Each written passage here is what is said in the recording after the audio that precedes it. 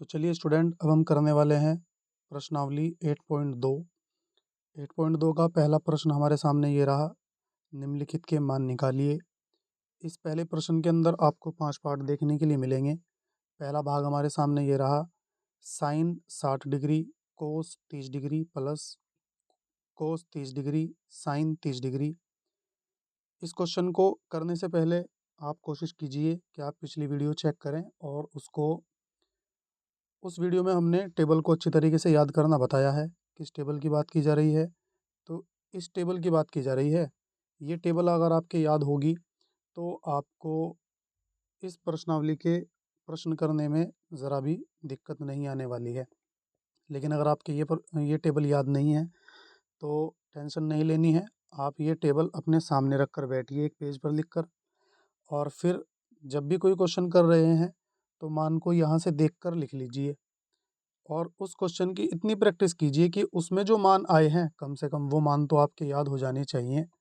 तो चलिए अब हम प्रश्न को हल करते हैं, देखते हैं किस तरह से होगा प्रश्न हल। साइन 60 का मान हमने आपको याद कराया था, √3/2 होता है। यहाँ साइन 60 और कोस 30 के बीच में कोई निशान नहीं है तो यहाँ गुणा होगी। कोस 30 का मान वो होता है जो साइन 60 का होता है, यानी कि √3/2 होगा, प्लस कोस 60 का मान 1/2 होता है, इंटू साइन 30 का मान 1/2 होता है। क्योंकि यहाँ गुणा है और गुणा में सामने सामने वाले नंबर की गुणा हो जाती है।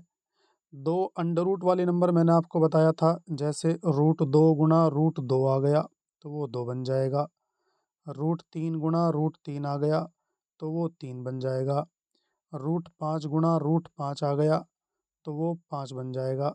अब आप समझ चुके होंगे कि दो नंबर अगर सेम है और दोनों रूट में हैं तो उनके ऊपर से रूट हट जाता है और वो नंबर सिर्फ एक बार लिखा जाता है।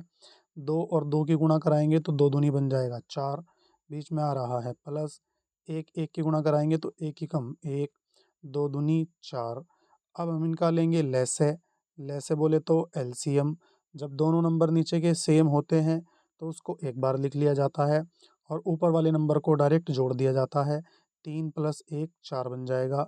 जब ऊपर नीचे सेम नंबर आते हैं तो वो कटने के बाद 1 आ जाता है और यही होगा हमारा आंसर।